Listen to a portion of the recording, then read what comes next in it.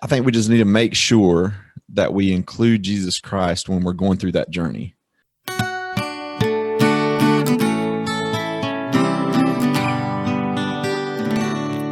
You are listening to Saints in the South.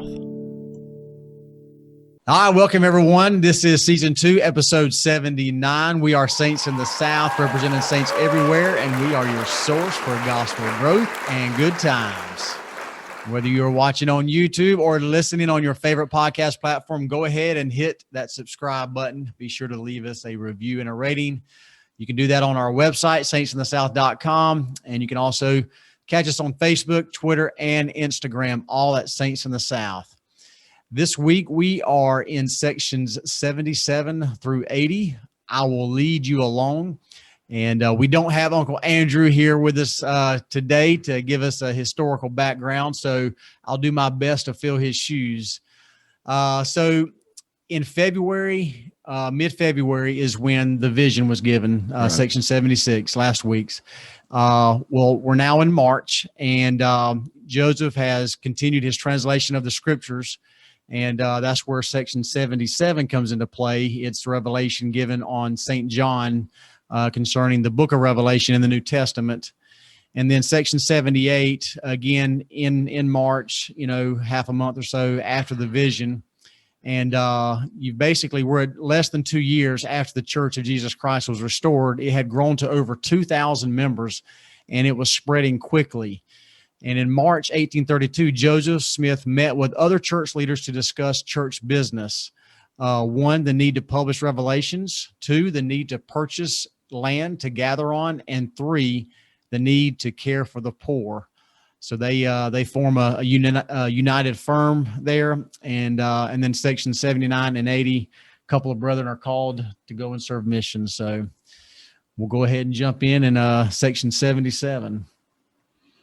All right, 77. I mean, this is they're translating the Bible obviously, and they have some questions about Revelation. Who doesn't have questions about the book of Revelation? I mean, so I think it's highly appropriate that they're asking these questions. Very, very different section, probably one of the most different sections in the Doctrine and Covenants. This is a straight up question and answer. And it's interesting because it doesn't have anything to do with the section before or the section right. after. It's just, but if you dive deeper into what does the Lord want us to do, it absolutely connects to the section before and section after. If you're asking questions, everything, he's showing us that whatever the question is, he wants to answer it, even if it's do beasts have spirits, which I kind of liked reading that part. Like, they have spirits and they will dwell in eternal felicity. That's a really cool concept. Like, if the beasts are going to be happy, that makes me feel great about, our furry friend relationships. I don't have any pets and I don't want any pets, but right. And I'm the same way. But it is comforting. There's a lot of people that are very attached to animals, that love animals. And I've had that question a lot. A lot of people ask, do y'all believe that your pets will go to heaven with you and stuff? And I always tell them, absolutely, they will. I think we'll have, if there's special pets that you have, that's, I think they'll be around, obviously. Meatball and I have got a lot to work out. He was our dog a few years ago. We did not end on good terms, but I'm sure we'll have the time to work that out. He's dwelling in eternal felicity right exactly. now. Exactly. Because he wouldn't stop biting people. Well, if you ask my youngest daughter, Braylee, she's wholeheartedly will say that probably all animals will be in heaven. She is in love with every kind of creature there is. For example, just last night, I'm out here working. Actually, Amanda and I are out here working, trying to, work on the podcast room and everything. And all of a sudden, and we've got some cousins that are staying the night, but all of a sudden we start hearing a loud cry, so we're okay. What's happened now? Yeah, right. So I go inside. I said, "Hey, what's happening?" And Braylee's over there crying. And so I asked Bro, I said, "What's going on?" He says, "A horsefly got in here, and we had to kill the horsefly." And she is crying because they have killed the horsefly, and so she doesn't want to kill any kind of animal at all. Well, any kind of bug. Don't tell her about the wolf spider I killed yesterday with its thousands and thousands of babies on its back. And I'm not afraid of killing bugs; doesn't bother me. But when the thousands of babies scatter, that kind of puts you in. You're like, whoa, wait you a get a minute. glimpse of what maybe hell is like. Yeah, right. Right. Anyway, I thought this was a fun section because some of the questions, like none of these questions, as I was reading them, really pertain to my spiritual development and testimony necessarily. But I love they're like, what does this actually mean? And the Lord's like, this is what it means. So I feel like sometimes we think, well, is this a dumb question I'm praying to the Lord about? Nope. Right, If you're sincere, he's like, let's help your intellect in temporal and spiritual. Let's make sure that we're understanding what these things mean. And it talks a lot about in the spiritual and temporal will be alike. I thought that was neat because we talk so much about lay up your treasure in heaven, but you can't be starving to death now. So when they cover some of these things, like these are not, make or break testimony questions. But if you're working on certain things all the time, your spiritual and your temporal will be blessed. Yeah. They go together. Yeah. Each of these questions, I mean, I've got a little thing here. Joseph Smith said about the book of Revelation, he said, John, talking about John the Revelator, which we all know John is the apostle that was given the opportunity to never die. He's going to be here till the Lord comes again during the second coming. Anyway, John had the curtains of heaven withdrawn and by vision looked through the dark vista of future ages and contemplated events that should transpire throughout every subsequent period of time until the final winding up scene. And while he gazed upon the glories of the eternal world, saw an innumerable company of angels and heard the voice of God, the prophet Joseph Smith taught the book of Revelations is one of the plainest books God ever caused to be written. But the book's rich imagery and symbolism can be difficult for modern readers to understand. The prophet cautioned missionaries not to teach about the specific symbols and details in the book and to instead preach the basic principles of the gospel. So it can be very confusing. Some of this stuff you hear, and you can easily, without the Spirit with you, without understanding, you can easily twist some of these things and make it really, which, has happened, obviously, throughout time. But I mean, starting off with that very first question, talking about the sea of glass, spoken of, and he's asking, what is that? What is the sea of glass spoken of in John 4th chapter? And the Lord says it is the earth in its sanctified, immortal, and eternal state. A lot of people don't realize that this earth will be the celestial kingdom. Eventually, it will be, completely cleansed. And Joseph Smith said this. He said, this earth in its sanctified and immortal state will be made like unto crystal and will be a Urim and Thummim to the inhabitants who dwell thereon, whereby all things pertaining to an inferior kingdom or all kingdoms of a lower order will be manifest to those who dwell on it. And this earth will be Christ's. So I thought that was very interesting because that also is another question people have. If I make it to the celestial kingdom and part of my family makes it to the terrestrial kingdom, will I be able to see them or whatever, this or that? That kind of sounds like to me you'll be able to see the lower kingdoms, possibly visit the lower kingdoms.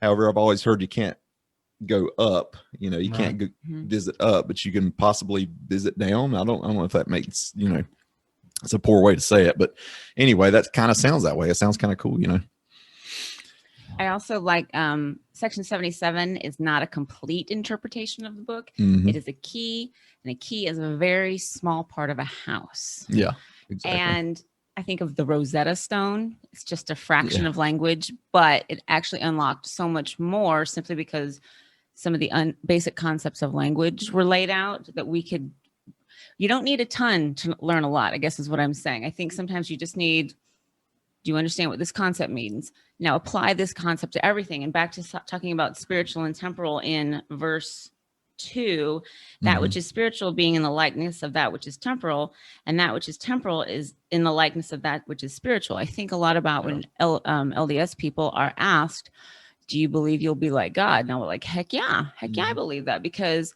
if I am, a lot of the things I'm doing are temporal, but that is the things that these temporal tasks will help me understand more of what the Father is like, because he has accomplished all of these tasks. Right. Yeah, I have to do that all the time. I have to compare. The only way I can sometimes understand things of heaven, I guess, or whatever you want to call it, where God, I have to think of things here, right, and try to compare what I know at this moment with my family or if I want to understand, like, well, how does God feel about a certain thing? And then it's easy for me sometimes to figure that out through what I know here in a temporal sense, of how do I feel about my children if this happened, or how would I treat that situation? That's got to be the way that Heavenly Father, obviously in a way better way, but that's got to be the way that would be, and so you have to sort of, the temporal and the, the spiritual and the, all those things are absolutely interwoven. Yeah.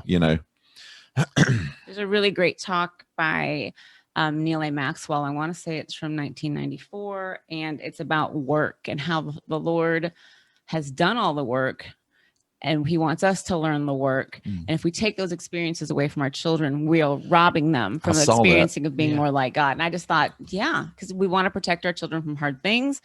If we do that, we're doing it wrong. That's true. That's right. Yeah, I think he says make them struggle. He says don't make the mistake. Yeah, I love that. I love that you shared that, because that was my girls need that. I shared that quote with my children. I bet they loved it. We love Miss Heidi when she shares stuff like that. Thanks, Heidi.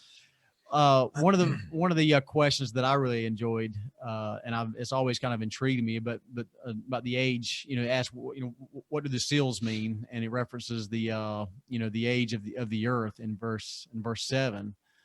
It says we are to understand that the first seal contains the things of the first 1,000 years, and the second also of the second 1,000 years, and so on until the seventh.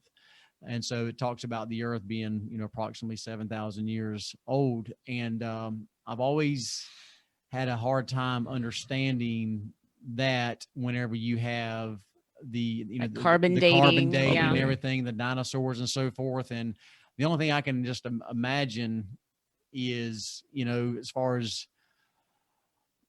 when the earth was created, were those fossils out of that matter that was created, were those fossils and everything already there, right? Or did they live during the first 1,000 years of the creation? Or is carbon dating just really off? Or is it just really off? That's which is part of what I think. Our concept of time. We talk about 7 days in a week, and then everything was created. Is our ability and concept of time not the same as the ability and concept of time as the Father? Exactly. So there's a lot of variables there that we're not. Well, I don't know what scripture it is, but it talks about a day in the Lord is 1,000 years to man. Right. So I've also thought about that. Or in the day of a mom. Or in the day of a mom. That's right. Exactly. That summer day for a mother, what starts at 5:30 when the sun comes up. Right. So in that sense, it makes perfect sense that if a day in the Lord is truly 1,000 years, then each day took 1,000. Like when you put animals, they lived for 1,000 years before the next stage of the creation. That's something else that I've thought about as far as dinosaurs being here and so forth. So. Right.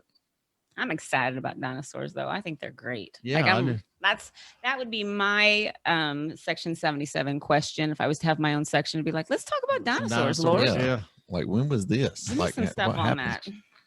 There isn't one of the temples. I'm thinking one of the temples has dinosaurs in there in the mural for one of the. There's some. Really?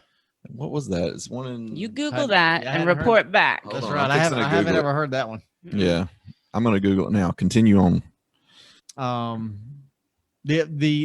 really didn't have anything else. I was just going to make mention of the last verse. What is to be understood by the two witnesses in the 11th chapter of Revelation? They are two prophets that are to be raised up to the Jewish nation in the last days, at the time of the restoration, and to prophesy to the Jews after they are gathered and have built the city of Jerusalem in the land of their fathers. So here we go. Dinosaurs in the Manti Temple. Ooh, there's a pterodactyl. That's an old temple too. Yeah. So. That's one of the ones I remember people talking about, so we don't dismiss dinosaurs were here on the earth. I don't think. No, I don't. So I don't believe that. I've never heard the church take a stance on dinosaurs, but it's hard to visit Utah and not see the dinosaur. Well, that's what I mean. Right? And that's why I think it was put in back then. And and it may just been on their limited knowing about fossils and stuff, thinking, okay, well, they were here. So they were here, let's put them on the temple. So I don't think it's like the church is making a statement there. Right. You know what I mean? But it's just cool. I just remember that popped into my head. So there it is. But yeah, those. Cool. I had no idea. Manti Temple. And it's under renovation now, I think. And as a matter of fact, I think that was one of the ones that President Nelson just came out and said that they were doing something to preserve the artwork. not going to change the artwork. Yeah. Now, that was the original plan, and with, I don't want to say protest from the members, but it was and it was kind of like, hey, commentary from and the so they were like, you know what? membership. And he said, all right, the Lord has let us know that, okay, we won't mess with it. You know, you guys are the Lord or the passionate people. about it. Yeah, well, I think the Lord is like, you know what? It's not a big deal. Yeah, Let them have it. You know, it's not going to change anything. Anyway, the two witnesses you're talking about. Yeah. Bruce R. McConkie. I'm on McConkie. Okay, here it goes. It says, who will these witnesses be? Right. And we all want to know, because I mean, I've also heard the thing like they'll have the same name. And so I'm thinking, well, let me read this first, and I'll just, this is all fun time. Here we go. Bruce R. McConkie said, who will these witnesses be? He says, we do not know, except that they will be followers of Joseph Smith, and they will hold the holy Melchizedek priesthood. They will be members of the Church of Jesus Christ of Latter-day Saints. It is reasonable to suppose, knowing how the Lord has always dealt with all his people in all ages, that they will be two members of the Council of the 12 or the First Presidency of the Church. So we do know that, at least. It's reasonable to think that anyway. But the thing is, they said, I've heard the thing, and I don't even know where it comes from, so I'm not even going to say, but they said that they'd have the same name. I think there's two elder presidents. Well, maybe that. It could be that. And so you got two Davids, you know, you got David A. Bednar, then D. Todd Christofferson. David. Is this out? Yeah, I don't know. But anyway, there's a couple of different, some people's mentioned that and stuff. So I don't know. But anyway, we don't really know. Russell Ballard and Russell and Nelson. I mean, you know, the two older guys we could spend all day speculating on things that, and you know, the potential to change in 24 hours, right? When you're called to the Quorum of the 12 or the First Presidency, you got to be like, Garrett Gong's probably like, probably not me. Yeah, right. Like, who's it going to be? Who's going to be? Yeah. So as mentioned earlier, church is growing, right? And greater needs are coming about. And this really kind of reminds me that, you know, some people don't like it or don't like to hear it, but there's an aspect of the church that is truly run like a business. I mean, they pay a lot of attention to their accounts, to their receivables, and to their expenses and everything. And it's and they have to be a successful organization. And touching on that, back to 77, the spiritual and the temporal. Right. I mean, Exactly. Verse 3, it must needs be that there be an organization of my people in regulating and establishing the affairs of the storehouse for the poor of my people.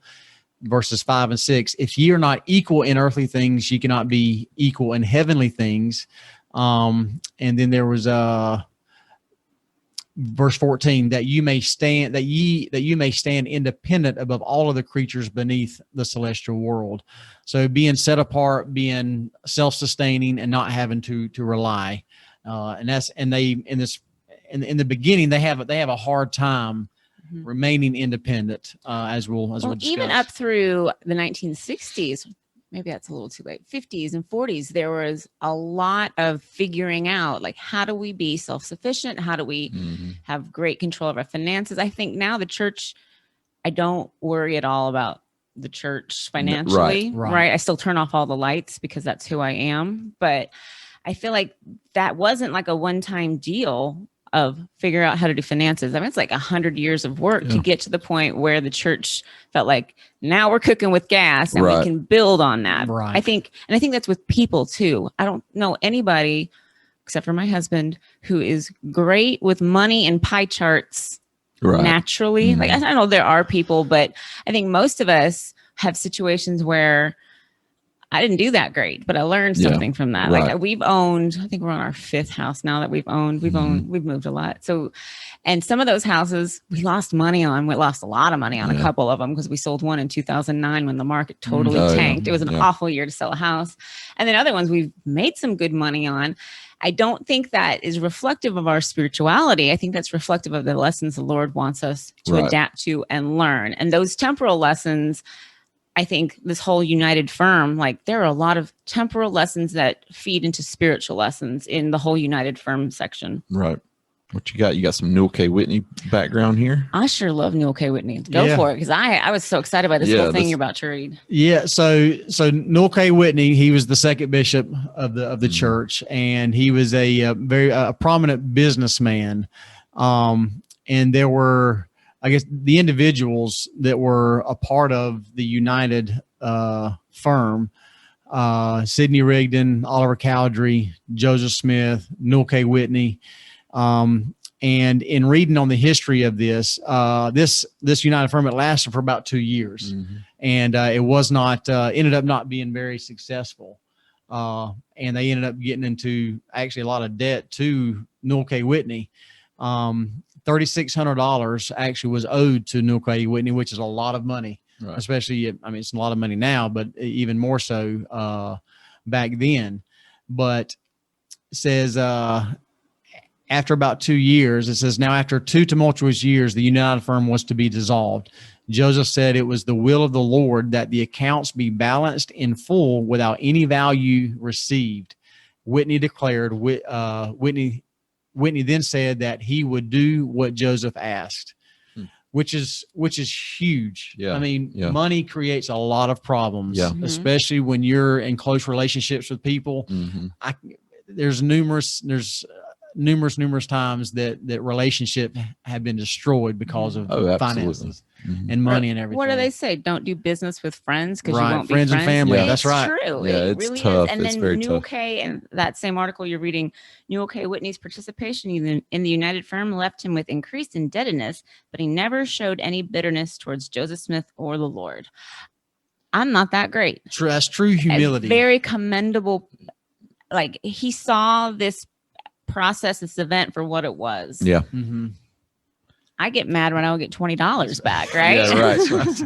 Like, oh, that person doesn't pay back. We're done. But he took it. He's like, okay, this is a very expensive lesson, and not an expensive lesson of how they failed, but an expensive lesson of what did we learn from this? What's next? Because is that the only time the church had businesses? Nope. No. Yeah. So they had the printing shop, storehouse, and then I don't know if there was one other thing. A mercantile. Yes. Yeah. And an ashery. Because at this time here, to my understanding, the law of tithing had not been instituted. Correct? Am I correct in that thinking? As far as as far as church organized, right. Like, I mean, obviously the law of tithes always been there, but as far as the system we have in place putting now. On the book, and saying, hey, this is what we're going to do. Avoiding the bishop in December. Yeah, right. Meeting with him in December. I think they even had a meeting. I mean, Andrew could tell you more when he's here, but I think they even had a meeting trying to figure out what percentage to pay or something, or somehow trying to figure out how they would do tithing and what's the requirements and this and that. And the Lord was kind of like, it's in the scriptures, like right? Tenth, is what this is it. But anyway, right? Because I think some wanted to pay more, or some thought they should pay more. Right. Well, they're obviously trying to figure out ways to sustain the church because they've already attempted to live the law of consecration, right? Mm-hmm. And so that didn't go very well. And so now they're trying to create businesses as well, to accomplish their spiritual work with the publications of the Revelations, right? And having a storehouse for the poor and the needy and everything. But at the same time, they got to be able to sustain, the organization of the church as it grows, building temples and buildings and church chapels and things like that. So I mean, I was talking to someone about this and how if these people could see today, like and I'm talking about, when I say these people, I'm talking about like Newell K. Whitney, Edward Partridge, Joseph Smith. If they could see, and I'm sure they can obviously see what's going on in the church today, but I'm just saying if they could have known then what it is today. I mean, it's pretty much a bottomless pit as far as when it comes to how much money the church has in fast offerings. I mean, they've got money, and it's been put out there in a negative way, by anti-people. And it's like, oh, super rich church is sitting on billions of dollars. True. They have billions of dollars. And there's a reason for that, though. They give it out too. Though. Always makes me think people that say those things, like, do you not understand how money exactly works? That's exactly because right. With our holdings and everything, and it's a lot of money, but it's still not that much. We You're can't. right. We That's still what need I'm to keep. That's why so many. You hear about so many celebrity bankruptcies. Oh yeah. You have to keep maintaining You a very have high level of money. Yeah. If you have a lot of things you're paying Exactly. for, I mean, that seems like basic math. So, And so that's what I'm saying. I mean, the church has, and think about this. Look here. Yes, the Lord requires a faithful people to pay tithe and fast offering to accomplish things that need to be accomplished here. And there's these people that have concerns about, well, there's not going to be a lot of members, and then there's you put it in perspective of how many people there are in the world compared to how many members of the church, and then how many faithful members that pay a full tithe or a partial tithe. Even there's not a lot of people putting money into the fund when you look at it that way, and how many of God's children are here that need help. And so there's a lot of concern. Sometimes I hear like, there won't be enough. There won't be enough to help everybody. There'll be enough, because remember, this is the church of Jesus Christ, right? Jesus Christ created this earth. If the Lord needs us to find a gold mine somewhere to have money, it's going to happen. I mean, if he needs it to accomplish whatever he needs, it's going to happen. We just have to be faithful, have to have the Spirit with us. It'll happen. And but he requires us to do all of our part as much as we can, which is why he doesn't just step in and say, here's 50 pounds of gold, go take care of this. We wouldn't learn anything that way, and it wouldn't be as valuable to us if we did it that way. I like in verse 10, the Lord continues to warn that Satan is always seeking to take them down. He says, otherwise Satan seeketh to turn their hearts. Speaking of Joseph Smith Jr., Sidney Rigdon, he says, otherwise Satan seeketh to turn their hearts away from the truth, that they become blinded and understand not the things which are prepared for them. Satan's he's constantly going after us, no matter how far we've progressed, and sometimes he goes after you even more. Satan wants us to focus on the now. He doesn't want us to think about the future. He doesn't want us, right. He wants us to just think now, and that goes back to that eternal perspective thing. Think about them standing on that stage and turning their back to the flag. Just think of that. Yeah. If we concentrate on that, we'll be angry. Exactly. And you're just hot when about does the Lord ask us to forgive? Right. But think of the future. Be ready now, and I'm the worst at forgiving. We've already covered that. But yeah, think of the future. Think of what can be. Think about who that person is and what their potential is and who they are, et cetera. And if we're angry, will that change their behavior? It doesn't. It doesn't help. So. And what has the Lord said? Love them anyway. I know he quotes it better than that. Well, yeah. He says, love your enemies. Yeah. Yeah. And I can't think of anything harder. Can you? I mean, right. If you take it like this, if you change the word love, because love encompasses so many things. If you say, instead of love your enemies, maybe it's see your enemies in a better light.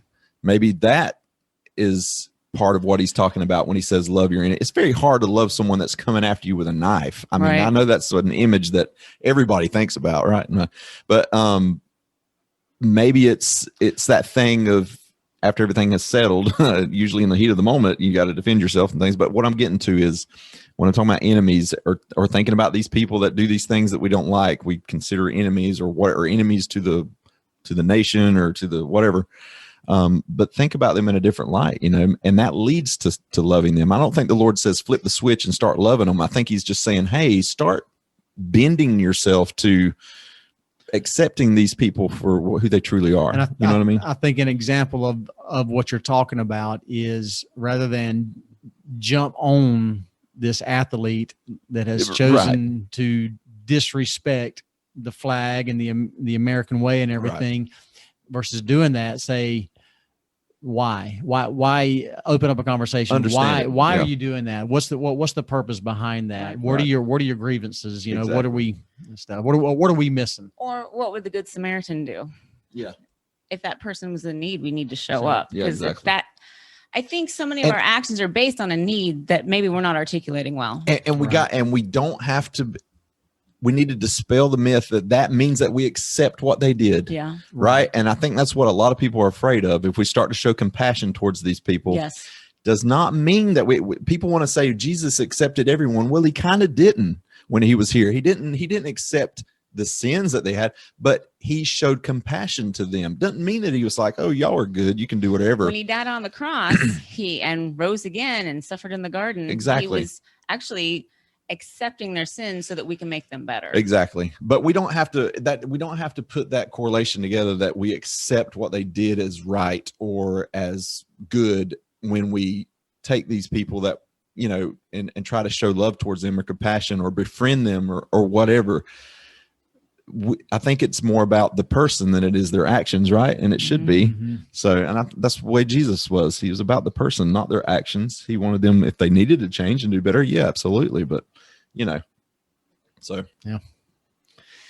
I was reading something sort of kind of goes along with this, but verse 18, you cannot bear all things now, nevertheless be of good cheer, for I will lead you along. The kingdom is yours, and the blessings thereof are yours, and the riches of eternity are yours.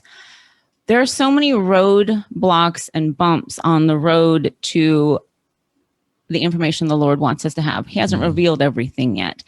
I kind of like this because I think of, I'm up on the upper 20s on people I know that have left the church for various reasons. I get more and more every week. I feels like I want, part of me, my heart goes out to them or anybody struggling, because if you don't understand a concept, me too. Me too. There's so many concepts I don't understand in the gospel, but he has promised us every section of the Doctrine and Covenants is like the first 3 verses are, I am the Lord, I am great, I am in control. And then he promises us things in the actual meat of the section. And he's saying, I will lead you along, and you cannot bear all things now. I think are really crucial things. And I was reading something this week. It was a man saying, how can you go to Brigham University as a gay person because of all the comments that Ernest Wilkinson made in the 40s and 50s and 60s about gay people? And the guy had the most loving answer of, I don't want to be judged on things I did a long time ago either. I don't want that to be my entire story. And if he met me now, he might have different opinions. And I kind of thought, yeah, as the Lord keeps giving more information, we learn more about people. Right. I want to be able to say, I'm really glad I stuck it out to learn this lesson instead of rejecting and walking away, instead of saying, well, that's a lost cause. I just really, that is one of the biggest takeaways I had from this section of, I want to be able to say, I waited for the next line upon line. I waited for the next precept, because if I say I reject this because that's the precept I don't like, then I didn't wait for the next precept.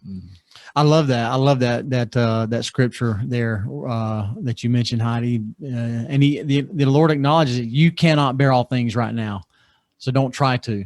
Right. And like you're saying, if you don't understand, that's okay. It's okay. Just keep pushing forward.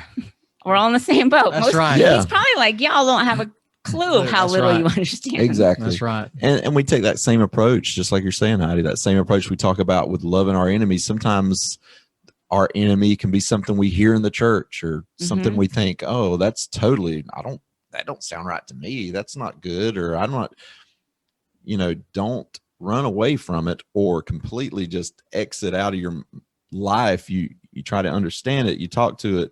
I mean, you don't talk to your thing, but you talk to the people you think about. You talk it through. Talk it through. You're right. You talk out loud.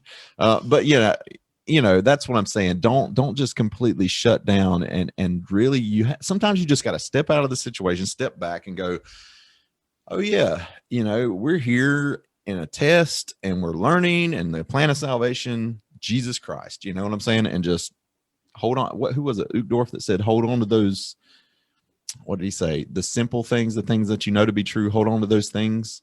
When things doubt your doubts. That kind of stuff, And anyway, so I think the more we study things that we may or may not disagree with, the Lord can indicate, is this correct? Right. I think the biggest thing that Satan can make us do, can't make us do anything, but is he can make us afraid to reach out to people who are different, afraid to explore a concept that we may not agree with. If someone comes out with me with something from the gospel they want to get me on. I want to be well-versed enough to rebut. I think that is where we can't limit the things that we try and understand, because if someone says, explain to me quantum physics, I don't know. Right. I don't know at all. But I wish I could at least read a summary of saying, well, I know this and this and this. So therefore, I mean, I agree with that concept. Right. We can't be people that hear something and run away. We have to be people that are ready to at least engage in conversations, respectful conversations. 1 Peter 3:15. Always be ready to give an answer. Yeah. Even if the answer is I don't know. Because that is exactly. a great answer. And that it absolutely is. It absolutely is. I think sometimes Satan wants us to be more afraid and not talk about things. And because I think there's someone, I had someone unfriend me like in real life because she perceived that my political beliefs were this and this and this. And she was totally wrong, Right. but she wouldn't hear it because she'd already decided. Right. And it was very painful. And even now it makes me very cautious about making new friendships with people who may believe politically differently than me, because I don't want to go through that again. Yeah. But that's the wrong idea. I shouldn't avoid people that are different from me. What is 79 and 80 all about? It's missionary work. Yeah. If I'm avoiding people who might be different from me because I'm scared of what they might say, then I'll never be a missionary. Yeah. If we're gonna, sorry, I'm just jumping. Yeah, over jump here. in. Yeah, jump in. Jared Carter and Stephen Burnett Find where are it called. is. But we talked about you cannot go amiss. You cannot. Oh miss. yeah. I think sometimes in our personal relationships, we don't talk about certain things with certain people. Like, well, we don't agree, so we don't talk about it. That's fine. If you don't want to fight about why Alabama's superior to Georgia, we're not going to bring it up, right? And I respect that. I totally do.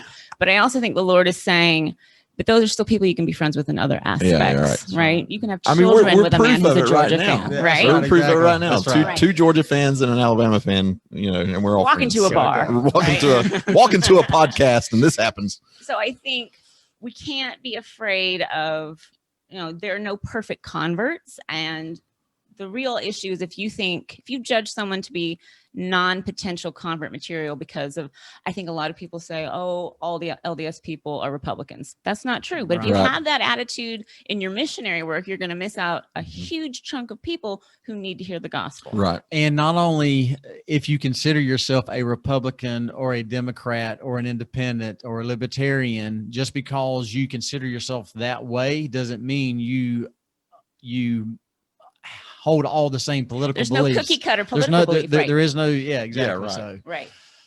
Anyway, I think you mentioned something really profound there, Heidi, when we are talking about these things and we don't need to run away from things in our life, people or problems or always. I think we just need to make sure that we include Jesus Christ when we're going through that journey.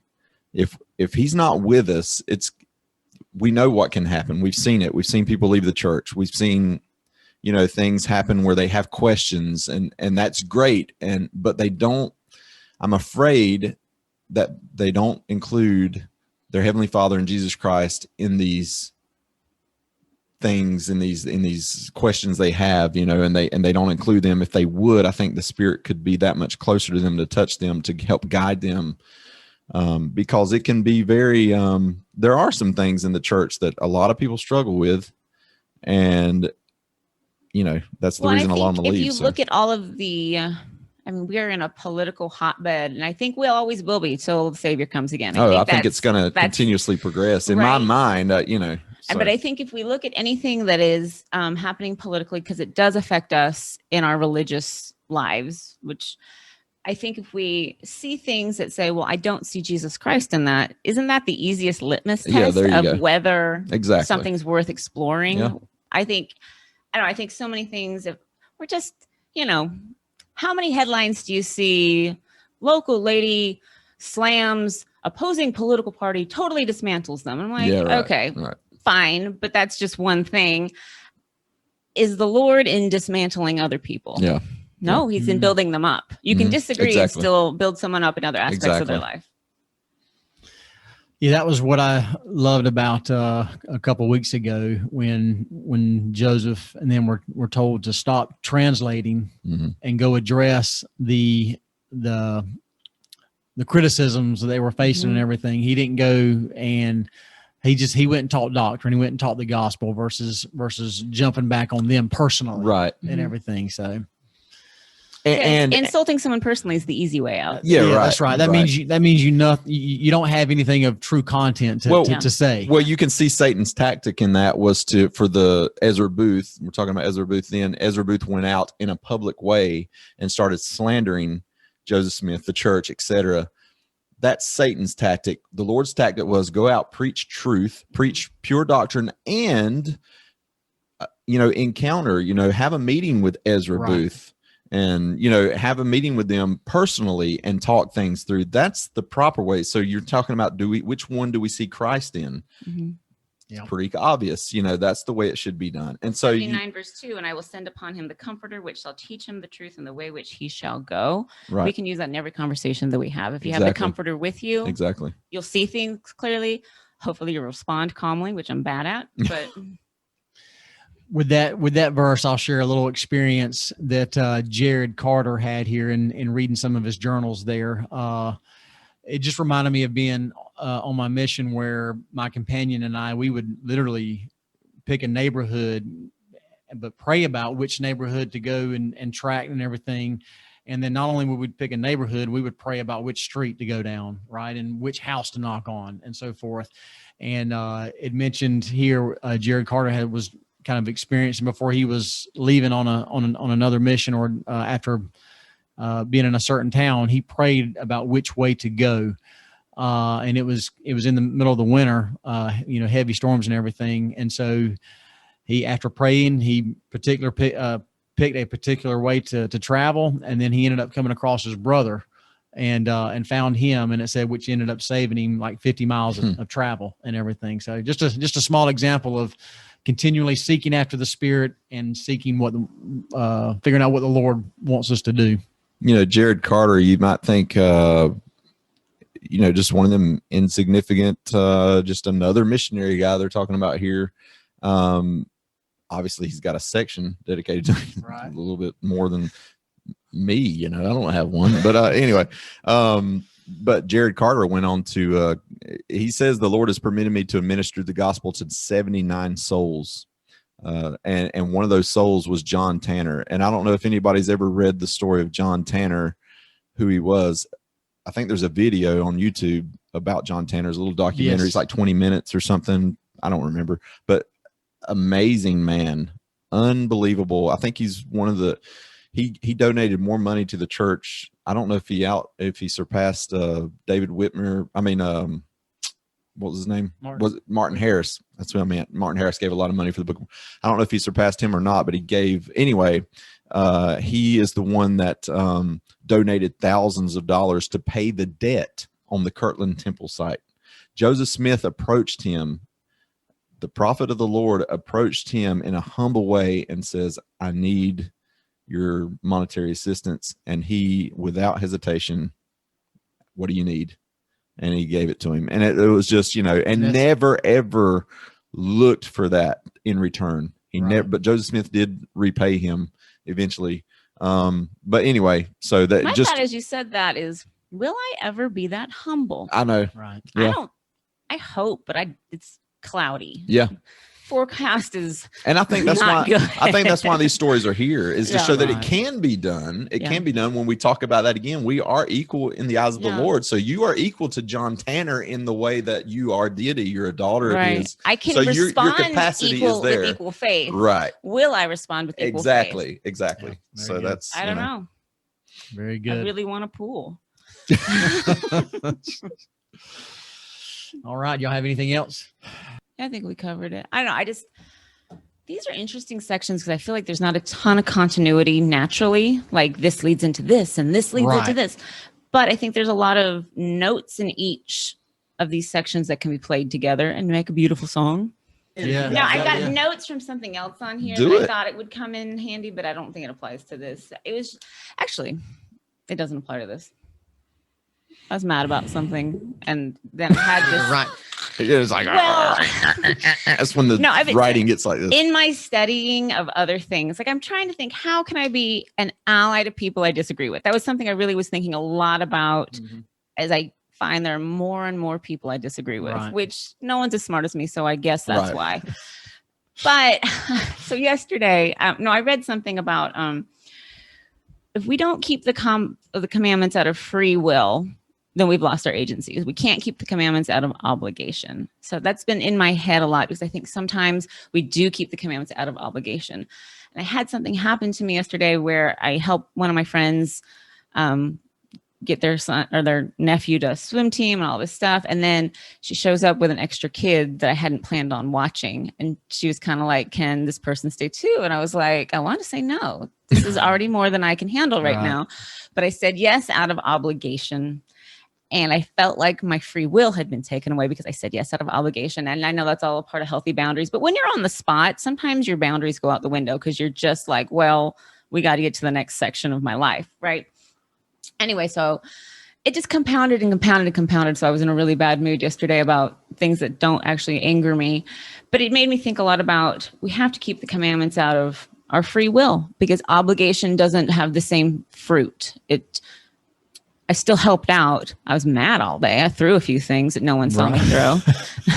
Anyway, that has nothing to do with our lesson, but that's one of the notes I wrote down in here to remind me to do better keeping the commandments because I love the Lord. Yeah. Here's the John Tanner. I'm gonna give a little preface if you want to put this in later with John Tanner. This is actually from the church. He says, this is a fascinating man, John Tanner. So there was a mortgage on the temple site and it was due and things like that. And basically Joseph Smith, the church didn't have the money. We talked about money a while ago. And it's very interesting that they talk about the United Firm and then they talk about Carter. What's his name? Jared Carter. Jared. And he was the one that converted John Tanner. Right. Or I say converted, but helped convert John Tanner. And John Tanner had all this money to be able to pay that, talking about, so you cannot go amiss. There's reasons here, right? Why these things are where they are. But anyway, so John Tanner didn't hesitate. He loaned the prophet $2,000 and took his note, loaned the temple committee $13,000, signed a note for $30,000 with the prophet and others for goods purchased in New York, and made liberal donations towards the building of the temple. It says there is no evidence that any of these loans were repaid. Later, when he moved with his family to Missouri to build up Zion there, they had a borrowed team and one old broken down stage horse and an old turnpike cart, a keg of powder, and $7.50 in cash, according to his son, Nathan. That's all they had. So his whole wealth he gave to the church. He had nothing after that. And he stayed faithful. I mean, he never left the church. I mean, you tell me that man That's amazing. Doesn't have some rewards on the other side. I mean, you know what I mean? It's some like mansions in heaven. Could you imagine having $40,000 in 18, whatever this was? 18, I can't remember. I'm terrible. Yeah, whatever. 1834. It's just, that's crazy. It's pretty amazing. Yeah. That's amazing. So we can do it. We can do it. That's right. Well, very good. There you go. Episode 79 in the books. Be sure to follow us on those social media platforms. Thank you for listening. And until next time, y'all keep on striving.